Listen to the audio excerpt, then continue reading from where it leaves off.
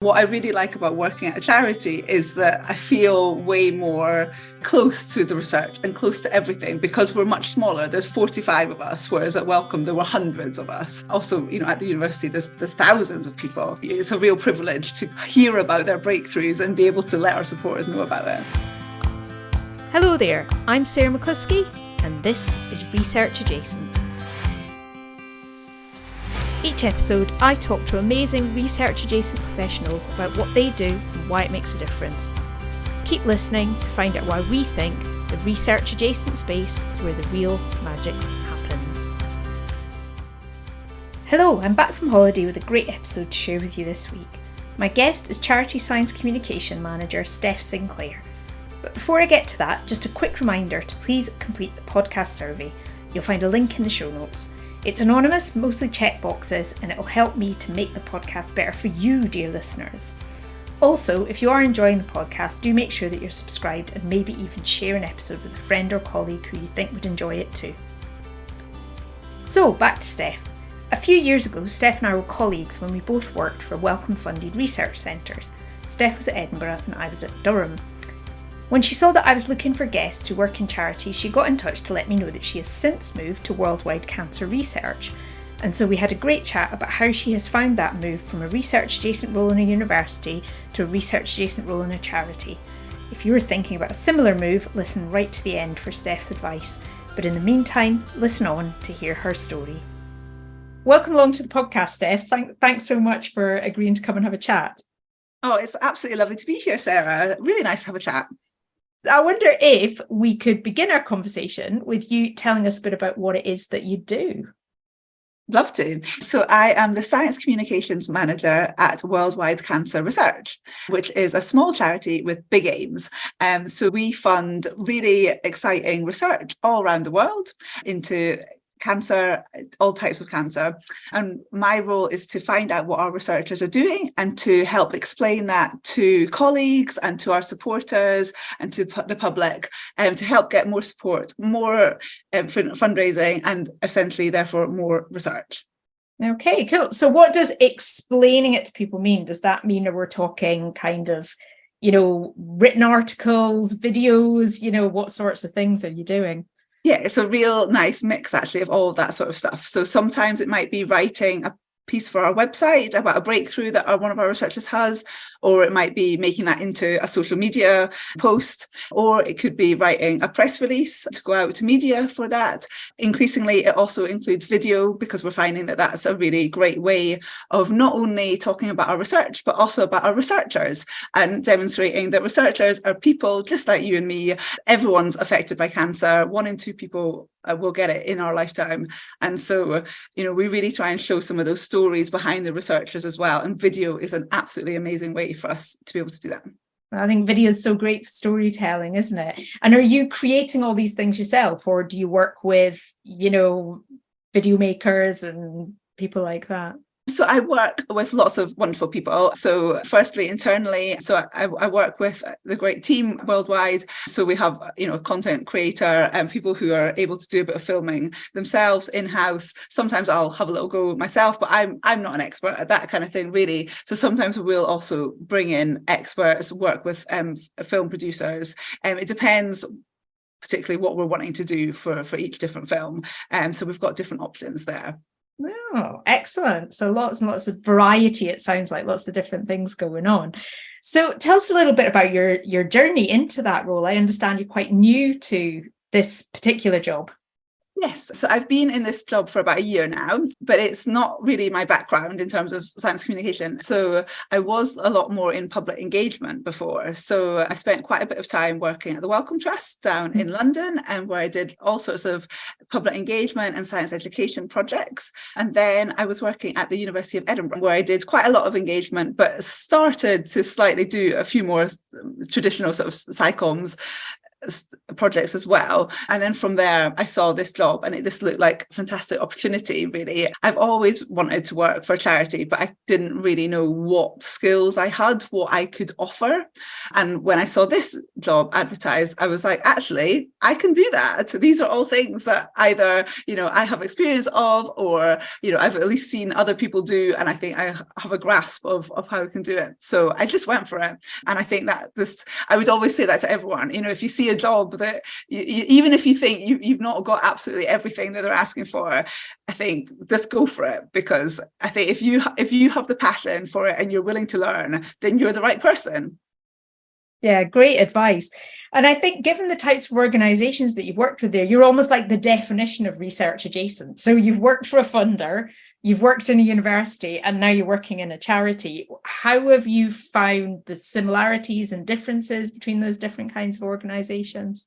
Yeah, I think it's really interesting, Sarah, and I really like your phrase, research adjacent. And I think that I've actually become, if you think about research adjacent, I feel like I've become closer to the research actually in this role, because now I work very, very closely with our researchers. I'm having to read actually quite technical scientific reports and applications and translate that into kind of lay summaries and into content that our supporters will understand.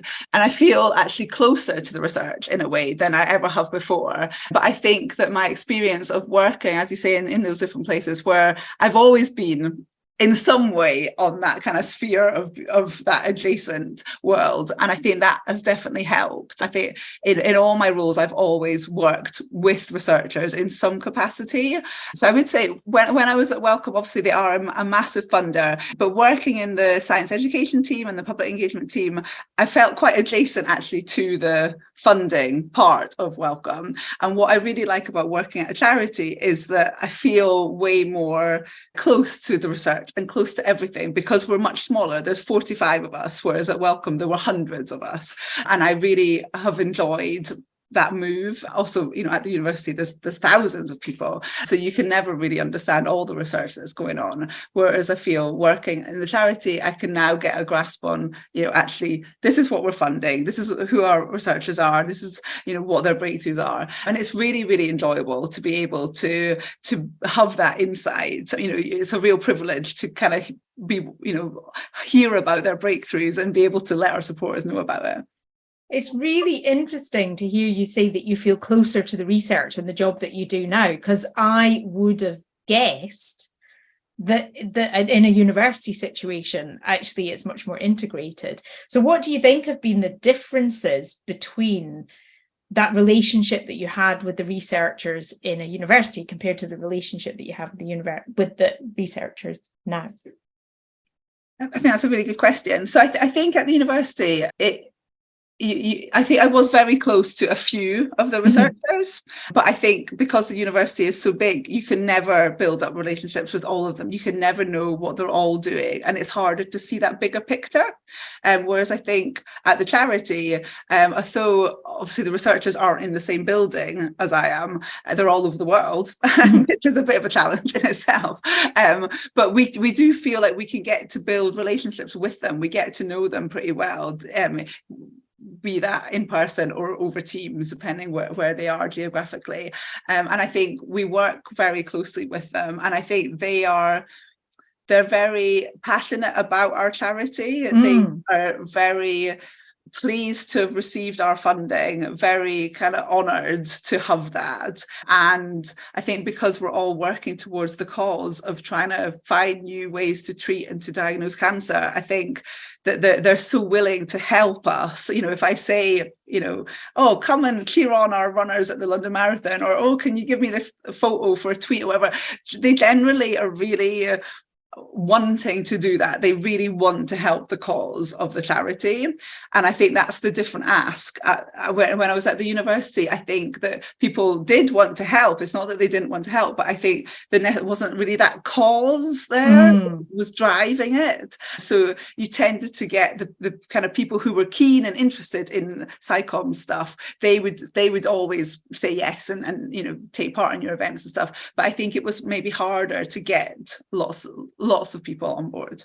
Yeah, that's really interesting. I never really thought about it that way before. So yeah, thanks for that. And so you've said there that, you're now reading lots of quite technical papers. How has that been for you? Was it an area that you knew a lot about already? I'm gonna have to be honest and say it wasn't an area I knew a great deal about. I do have a biology background. Many moons ago, I did do a degree in biology, but I'm not a cancer research expert by any means. So it has been a steep learning curve, but I've really enjoyed that. I think it's been really exciting to have a whole new area to explore. I now feel like I have got a grasp on some of the kind of key aspects of cancer research, and that's been incredibly enjoyable, actually. Yeah, quite a few of the guests that we've had on the podcast have mentioned about how actually coming into an area where they're not an expert, it's both really interesting learning for them, which is what you've said, but also it helps them with the communication when they're a little bit removed from it themselves as well. Yes, I would agree with that, because my job isn't to read it and, then go on and do further research with it or anything. My job is to be able to communicate that to our supporters who do not have a science background. And so I think actually by not having as good a grip on it, I think I'm quite good at picking the level and understanding, actually, I won't use that word, or is there a better way to explain this? I think there's definitely an advantage to not knowing everything. That's good to hear. So you've mentioned some of the kind of challenges of the current role you're in now, but thinking more generally about your career, what sorts of hurdles have you faced along the way? I think that other guests to your podcast have mentioned this sort of thing before, but I would say that there isn't really a clear career path to any of this. So I did a master's in science communication after my undergraduate degree, and I did that because I'd always enjoyed talking about science. When I was at uni, I didn't particularly like being in the lab. I liked it when I got to make a poster about the science or write an essay about science. So so I did a master's, and I absolutely loved that. That was at Techniquest in Cardiff, but then I still didn't really know what that could lead to, and my career has taken me onto lots of different areas, and I have really enjoyed that. But I think it has been a challenge that you never really know. I still can't think what I might do in 5 or 10 years time, and partly that's nice because it can be fun to have new challenges and things, but partly it is worrying that you just nothing seems very certain in this kind of work. And I think as well for kind of younger people in this area, that's worrying, right? If you've got to try and get a mortgage, and you want to settle down, it's harder to know that is possible. Yeah. And in the charity world, does that feel any different, that career structure progression thing? Does it feel different in different organizations?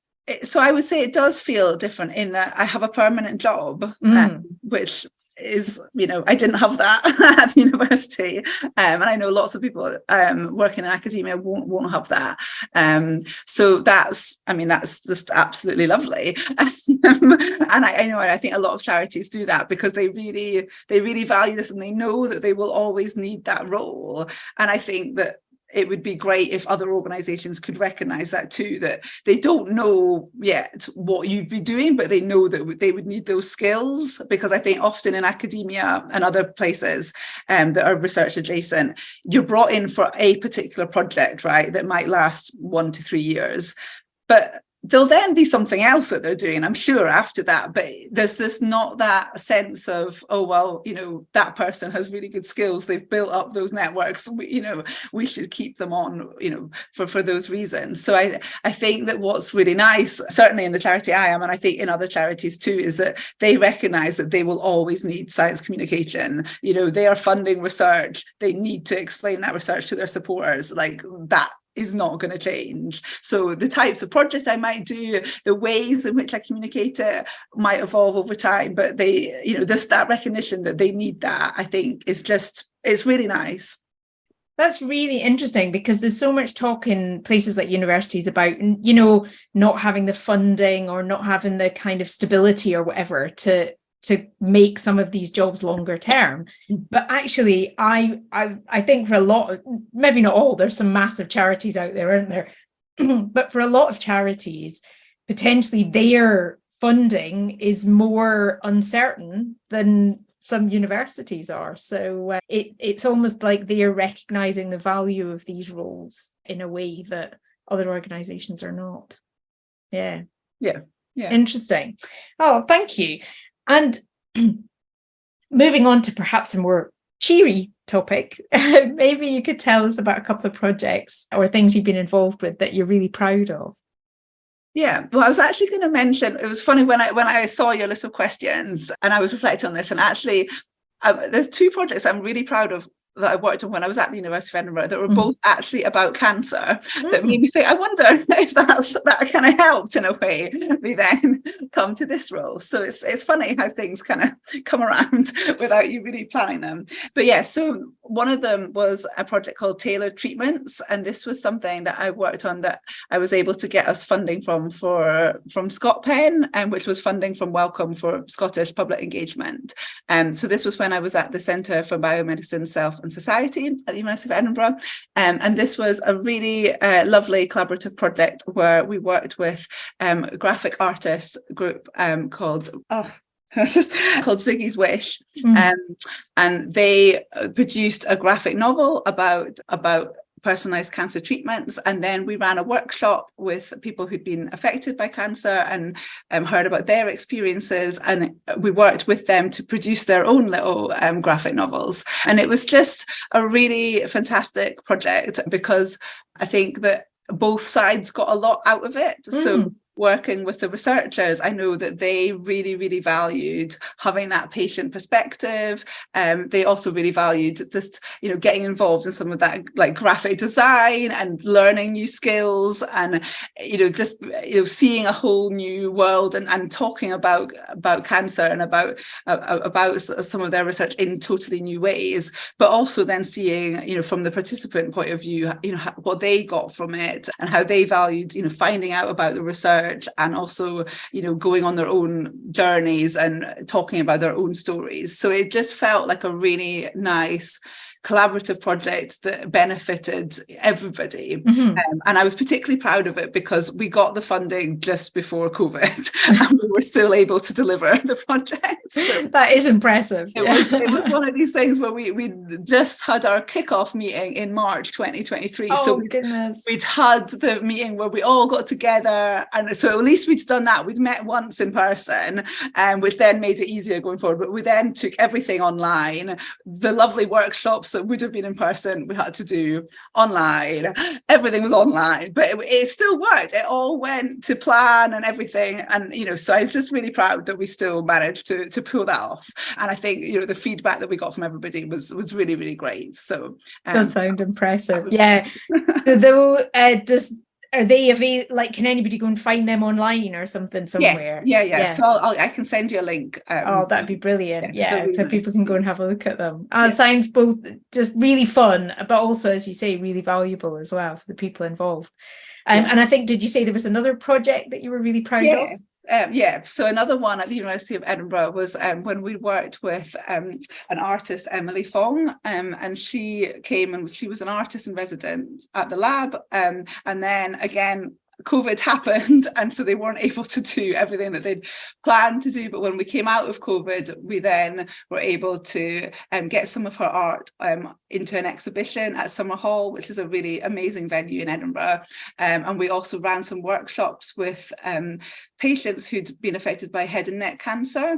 So they were able to come and actually do a little bit of science, but also do a little bit of art. So it was really, really cross-discipline, which I love. So, and they got to come come and see and be actually involved. So they created some pieces that were then part of the exhibition as well. So it was just a lovely collaborative project. And I think that's what I really like doing most, is when you can work with lots of people and come together and then achieve. I think you can always achieve more when you work with other people. And again, that was just something great to happen kind of on the other side of COVID. So when things were just starting to open up and we were like, we think we might actually be able to have an exhibition like in an actual place with real live people coming to it.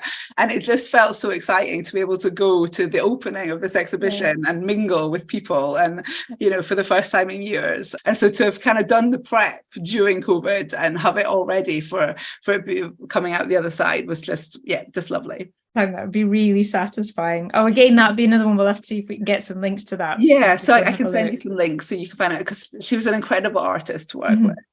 Excellent. It sounds like as well you're really drawn to these more creative, artistic kind of projects. Is that something you think you'll have an opportunity to do in your current role? Yes, I do really love creative projects, and certainly in my current role, it's quite open. I get to work on all sorts of different things, which I enjoy, and I particularly enjoy any kind of more creative ways of exploring our science. So it's certainly something that I'll be looking to do in the future if we can. Yeah, something to keep an eye on then. Fantastic. So, as you know, I always like to ask my guests, if you had a magic wand and could change something about the world that you work in, what would you like to change? So I would like to change something around women in science. So throughout my career, I used to do lots of things like, fun little science shows and workshops and that kind of thing. And often it was about getting kids interested in science. But I think we know now that most kids are interested in science, and we know that girls are interested in science, and I don't think that's what the problem is. But there is a lot of data that shows that although so particularly looking at cancer research, we know that there are lots of females working in that area at an early career stage, but that drops off as when you look at career progression. And so there are lots of barriers to women progressing in science. It can still be really difficult to juggle, particularly if you're having a family. And so I was at a cancer research conference actually last week, and there was a talk from a woman who was saying about some changes they had made in their lab, just things like, providing mentors, providing a bit of funding towards childcare, those kinds of things. And that can make a real difference. And they showed that when they implemented those things, that actually you did see that change, and more women were able to keep progressing in their science. And so if I had a magic wand, I would just love to be able to help more women stay in science and to progress in science, because I think as much as I love the research adjacent world, we need science. We need the researchers. We need the research to be adjacent. We do need the research to be adjacent to it. And so I would really love to enable all people to pursue science and to keep doing that if that is what they love to do. Yeah, I think that is a very, very worthy aim. And as you say, despite all the years, I've been working in this field for 20 years. And even when I was at school, I got sent on these kind of girls into technology events and stuff like that.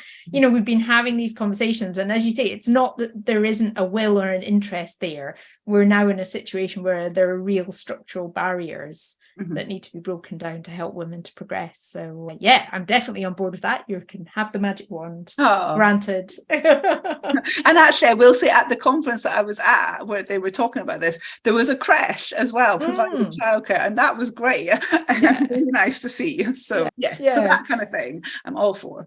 Yes, fantastic. Yeah, if I can put in a plug as well for somebody with older children get forgotten as well. There was loads of holiday clubs and things like that when my daughter was younger, but as they start to get older, it starts to get even more difficult. But yes, more of that as well. Fantastic. So, a couple of final questions for you. One of them is, what advice would you give to anybody thinking of following a similar career path? Yeah, so I would say if anyone else is interested in doing psychoms in a more sort of charity sector, then I would recommend looking at what charities are based near you. So I had a little look at what charities are in Edinburgh. I actually saw a different job advertised at Worldwide Cancer Research a few years ago, and it wasn't a job that I could do or anything, but it made me aware of them, and I was like, oh, they're like literally around the corner from me. So since then I followed them on socials, and so I saw when there was a job that was relevant. So I would really keep an eye on any charities that are local to you or dear to your heart, because what's great about working for a charity is that you can really help that cause. So if there's a charity that you're particularly passionate about, then see if you can at least volunteer for them, get in touch with them, see if they've got any opportunities just to find out a bit more about them, follow them on socials, see what they're up to, and just try and stay in touch, and then you'll be the first to know when they do have an opportunity for you. And I would also say that a lot of the science communication that you might be doing in other places is really relevant. I always had this kind of question as to would it be, but it is. There's so many skills that I've learned over the years about getting the language right, thinking about your audience, all the kind of classic things that we are taught in science communication are very applicable to working in a charity. And so, you definitely will have the skills. I think it's just about finding those opportunities. Oh, fantastic advice. Thank you. So just to wrap up our conversation, if people want to find out more about you, where's the best place to track you down? Oh, goodness. I'm terrible on socials, even though that's what I do as a job. I am awful, but I am on Twitter. Okay. You can find me there. And I particularly look out for it.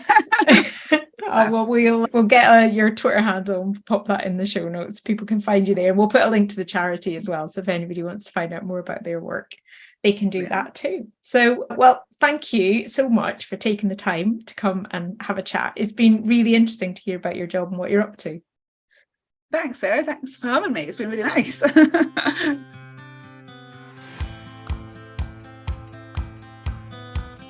Thanks for listening to Research Adjacent.